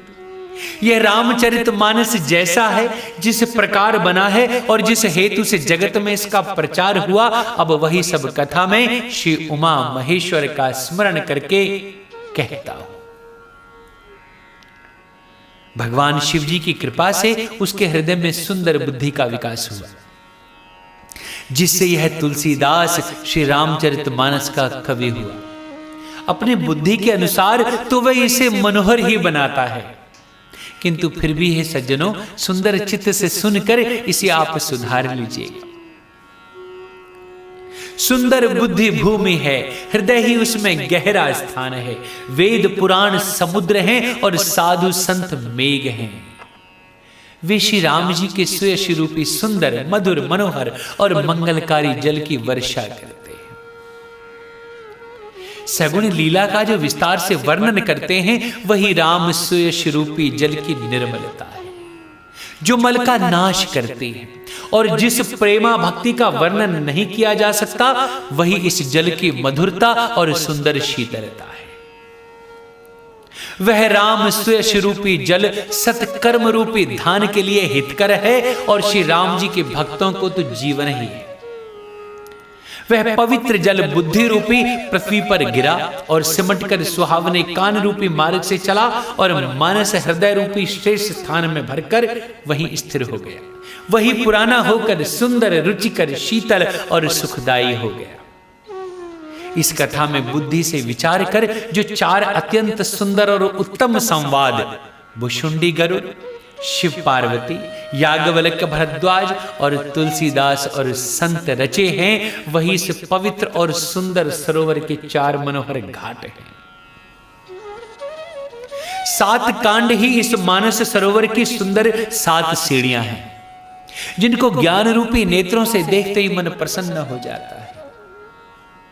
श्री रघुनाथ जी की निर्गुण और निर्बाध महिमा का जो वर्णन किया जाएगा, वही इस सुंदर जल की अथाह गहराई है। श्री रामचंद्र जी और मां सीता जी का यश अमृत के समान जल है। इसमें जो उपमाएं दी गई हैं, वही तरंगों का मनोहर विलास है। सुंदर चौपाइयां ही इसमें घनी फैली हुई पुरैनी अर्थात कमलिनी है, और कविता की युक्तियां सुंदर मणि अर्थात मोती उत्पन्न करने वाली सुहावनी सीपियां हैं। और जो सुंदर छंद, सोरठे, दोहे हैं, वही इसमें बहुरंगे कमलों के समूह सुशोभित हैं। अनुपम अर्थ, ऊंचे भाव और सुंदर भाषा ही पराग, मकरंद और सुगंध है। सत्कर्मों के पुंज भवनों की सुंदर पक्तियां हैं, और ज्ञान, वैराग्य और विचार हंस हैं। कविता की ध्वनि, वक्रोक्ति, गुण और जाति ही अनेकों प्रकार की मनोहर मछलियां हैं। अर्थ, धर्म, काम, मोक्ष, ये चारों ज्ञान विज्ञान का विचार के कहना, काव्य के 9 रस, जप, तप, योग और वैराग्य के प्रसंग, ये सब इस सरोवर के सुंदर जलचर जीव हैं। सुकृति यानी पुण्यात्मा जनों के, साधुओं के और श्री राम नाम के गुणों का गान ही विचित्र जल पक्षियों के समान है। संतों की सभा ही इस सरोवर के चारों ओर की अमराई यानी आम की बगीचियां हैं, और श्रद्धा वसंत ऋतु के समान कही गई। नाना प्रकार से भक्ति का निरूपण और क्षमा, दया तथा दम लताओं के मंडप हैं। मन का निग्रह यम अर्थात अहिंसा, सत्य, अस्तेय, ब्रह्मचर्य और अपरिग्रह, नियम और शौच, संतोष, तप, स्वाध्याय और ईश्वर प्रणिधान ही उनके फूल हैं। ज्ञान फल है, और श्री हरि के चरणों में प्रेम ही इस ज्ञान रूपी फल का रस है, ऐसा वेदों ने कहा है। इस रामचरितमानस में और भी जो अनेक प्रसंगों की कथाएं हैं, वे ही इसमें तोते, कोयल आदि रंग बिरंगे पक्षी हैं। कथा में जो रोमांच होता है, वही वाटिका, बाग और वन है, और जो सुख होता है, वही सुंदर पक्षियों का विहार है। निर्मल मन ही माली है जो प्रेम रूपी जल से सुंदर नेत्रों द्वारा उनको सींचता है। जो लोग इस चरित्र को सावधानी से गाते हैं वे ही इस तालाब के चतुर रखवाले हैं, और जो स्त्री पुरुष सदा आदर पूर्वक इसे सुनते हैं वे ही इस सुंदर मानस के अधिकारी यानी उत्तम देवता हैं। जो अति दुष्ट और विषयी हैं वे अभागे बगुले और कौवे हैं जो इस सरोवर के समीप नहीं जाते, क्योंकि यहां घोंघे, मेढक और सेवार के समान विषय रस की नाना कथाएं नहीं हैं।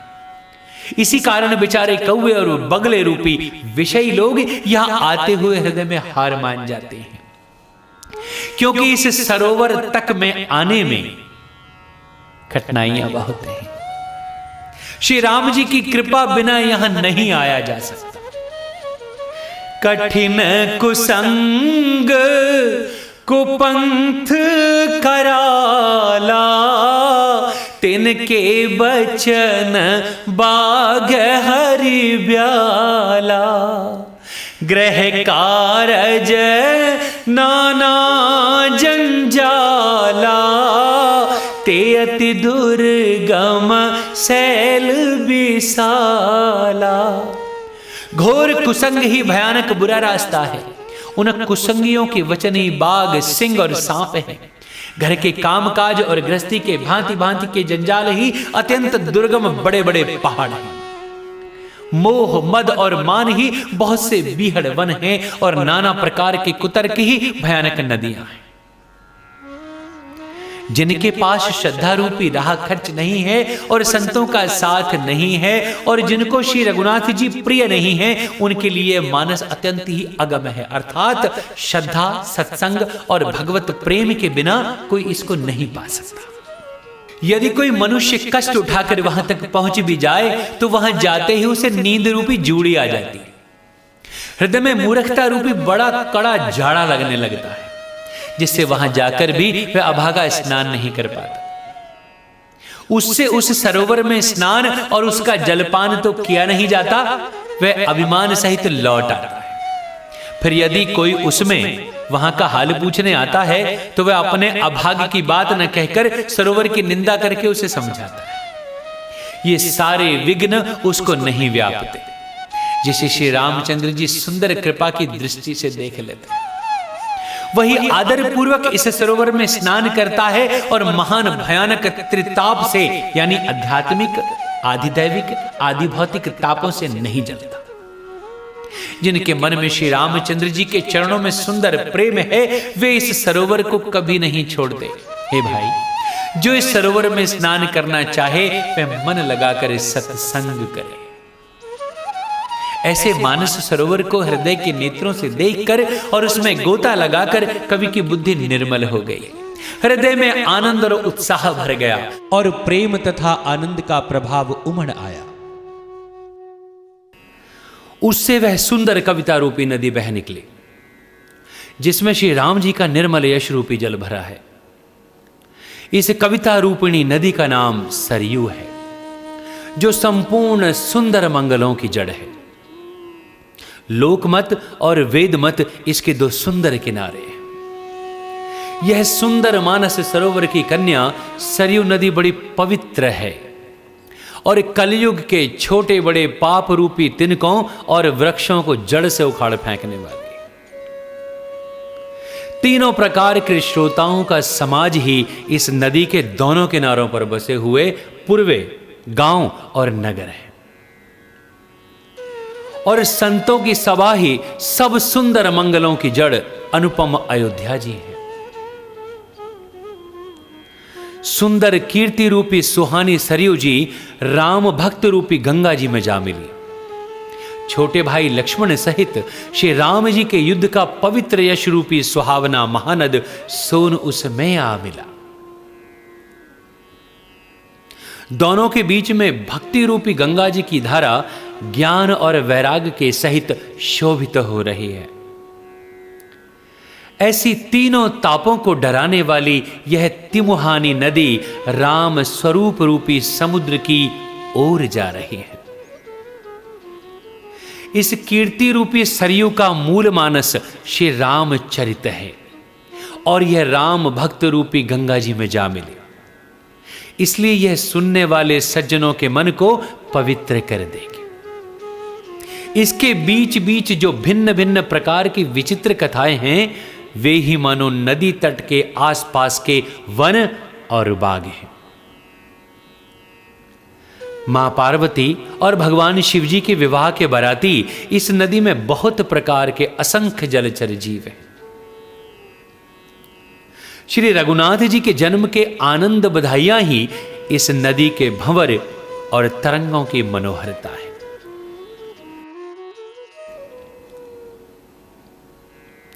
चारों भाइयों के जो बाल चरित हैं वे ही इसमें खिले हुए रंग बिरंगे बहुत से कमल हैं।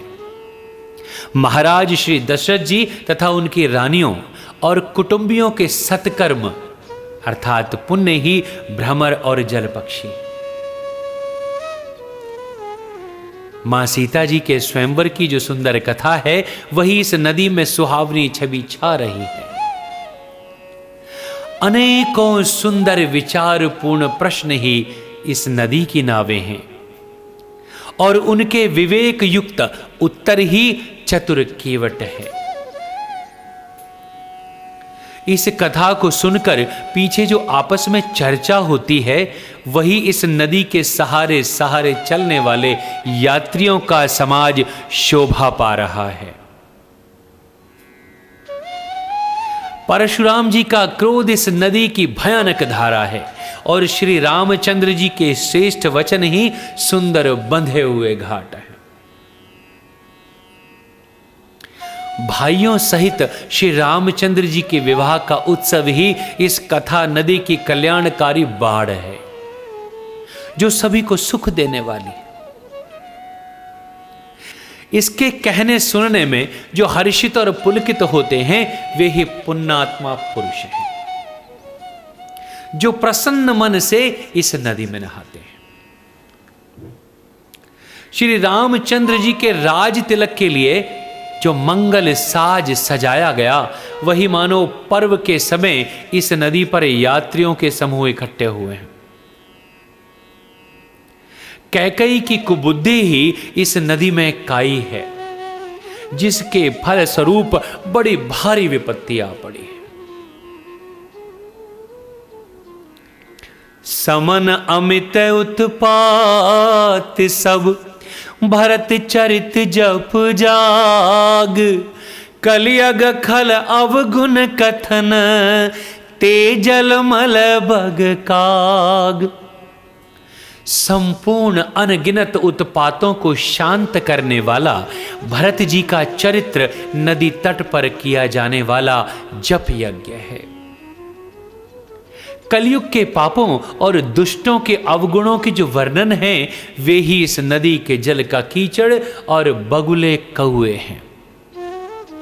यह कीर्ति रूपिणी नदी 6 ऋतुओं में सुंदर है। सभी समय यह परम सुहावनी और अत्यंत पवित्र है। इसमें भगवान शिव और मां पार्वती का विवाह हेमंत ऋतु है और भगवान श्री रामचंद्र जी के जन्म का उत्सव सुखदायी शिशिर ऋतु है। श्री रामचंद्र जी के विवाह समाज का वर्णन ही आनंद मंगलमय ऋतुराज वसंत है। श्री राम जी का वनगमन दुसह ग्रीष्म ऋतु है और मार्ग की कथा ही कड़ी धूप और लू है। राक्षसों के साथ घोर युद्ध ही वर्षा ऋतु है जो देवकुल रूपी धान के लिए सुंदर कल्याण करने वाली है। रामचंद्र जी के राज्यकाल का जो सुख विनम्रता और बड़ाई है वही निर्मल सुख देने वाली सुहावनी शरद ऋतु है। सती शिरोमणि मां सीता जी के गुणों की जो कथा है वही इस जल का निर्मल और अनुपम गुण है। श्री भरत जी का स्वभाव इस नदी की सुंदर शीतलता है जो सदा एक सी रहती है और जिसका वर्णन नहीं किया जा सकता। चारों भाइयों का परस्पर देखना, बोलना, मिलना, एक दूसरे से प्रेम करना, हंसना और सुंदर भाईपना इस जल की मधुरता और सुगंध है। मेरा आर्त भाव, विनय और दीनता इस सुंदर और निर्मल जल का कम हल्कापन नहीं है, अर्थात अत्यंत हल्कापन है। यह जल बड़ा ही अनोखा है, जो सुनने में ही गुण करता है और आशा रूपी प्यास को और मन के मैल को दूर कर देता है।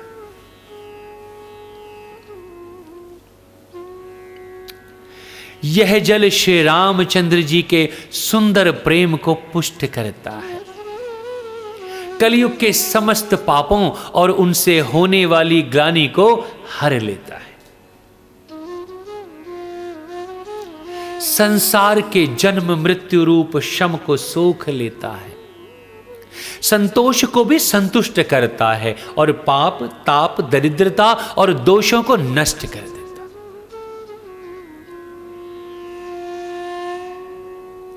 यह जल काम, क्रोध, मद और मोह का नाश करने वाला है और निर्मल ज्ञान और वैराग्य का बढ़ाने वाला है। इसमें आदर पूर्वक स्नान करने से और इसे पीने से हृदय में रहने वाले सब पाप ताप मिट जाते हैं। जिन्होंने इस राम सुयश रूपी जल से अपने हृदय को नहीं धोया, वे कायर कलिकाल के द्वारा ठगे गए।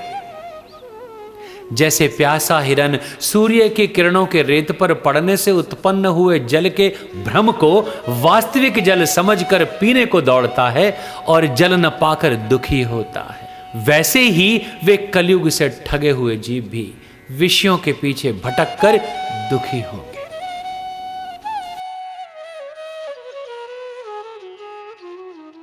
अपनी बुद्धि के अनुसार इस सुंदर जल के गुणों को विचार कर उसमें अपने मन को स्नान कराकर और मां भवानी शंकर को स्मरण करके कवि तुलसीदास सुंदर कथा कहते हैं।